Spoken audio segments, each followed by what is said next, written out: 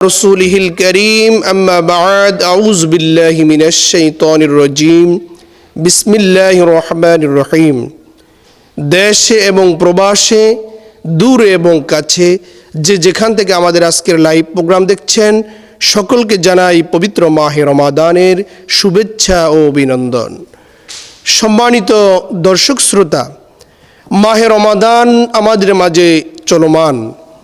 আমরা অনেকেই মাহে রমাদানের সূক্ষ্ম কিছু বিষয় আমরা না জানার কারণে কল্যাণ থেকে বঞ্চিত হচ্ছি। বিশেষ করে আমরা যখন ইফতারের সময় হয়ে যায়, আমরা ইফতারকে নিয়ে গড়িবসি করি, অথচ আল্লাহ রসুল সাল্লাল্লাহু আলাইহি ওয়াসাল্লাম এ বিষয়ে আমাদেরকে সতর্ক করেছেন। যখন ইফতারের সময় হয়ে যাবে, আমরা যেন আর বিলম্ব না করি। যতদিন আমরা নির্দিষ্ট সময়ে ইফতার করব, ততদিন আমরা কল্যাণের মধ্যে থাকতে পারব। ইসলাম তো আমাদের মন গড়া, আবেগ দিয়ে ইসলাম পরিচালিত হতে পারে না।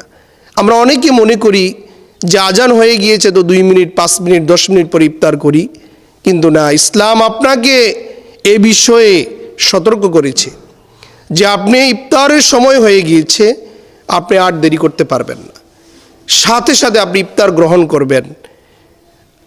আবার দেখা যায় আমরা সেহরি গ্রহণের ক্ষেত্রে অনেকে এটাকে গুরুত্ব প্রদান করি না। আল্লাহ রসুল সাল্লাল্লাহু আলাইহি ওয়াসাল্লাম সাহারি গ্রহণের বিষয়ে আমাদেরকে উদ্বুদ্ধ করেছেন যে তোমরা সাহারি খাও, যে আল্লাহ তাআলা এর মধ্যে বরকত রেখেছেন। এখন আমরা অনেকে ইচ্ছাকৃতভাবে সাহারি খাচ্ছি না। ওই ব্যক্তি তো রসুলের পরিভাষা অনুযায়ী কল্যাণ থেকে বঞ্চিত হয়ে যাচ্ছি। এই জন্য সকল দর্শক শ্রোতার প্রতি অনুরোধ থাকবে যে মাহে রমাদানের যে বরকতময় সাহারি, বরকতময় ইফতার, এটার ক্ষেত্রে যেন আমরা সতর্কতা অবলম্বন করি। আমরা যেন আমাদের মন গড়া, আমাদের আবেগ প্রবণ হয়ে যেন আমরা ইসলামকে আমলে পরিণত না করি। কোরআন এবং হাদিস যা আমাদেরকে গাইডলাইন দেয়, আমরা যেন তাকে গুরুত্ব প্রদান করি। আল্লাহ তাআলা আমাদেরকে ওই তৌফিক দান করুক, আমিন। আসসালামু আলাইকুম ওয়া রাহমাতুল্লাহি ওয়া বারাকাতুহু।